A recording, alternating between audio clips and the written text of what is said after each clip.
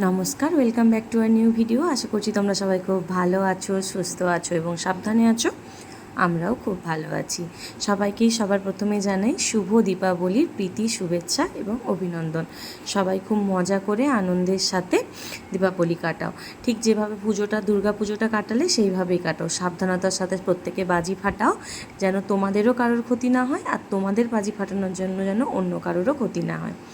ঠিক দুর্গাপুজোর আগে আমরা যেমন প্রচুর জামা কাপড় কেনাকাটা করি, জামা কাপড়, মেকআপের জিনিস, এটা সেটা নানাদি প্রসাধনী, ঠিক সেরকমই দীপাবলির আগেও আমরা প্রত্যেকেই চেষ্টা করি একটু নানান রকম লাইট কেনার। সেরকমই ফ্লিপকার্ট থেকে একদিন হঠাৎ করে র্যান্ডামলি ঘাঁটতেই আমি এই লাইটের সন্ধানটা পাই। ওই 184 টাকা মতো দাম নিয়েছে।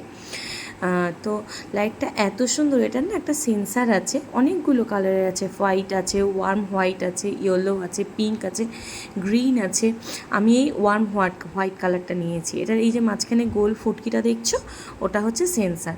রাত্রি হলে মানে অন্ধকার হলেই ও জ্বলে যাবে, অবশ্যই সুইচ দিয়ে রাখতে হবে। তো সেই জন্যই এটা কেনা।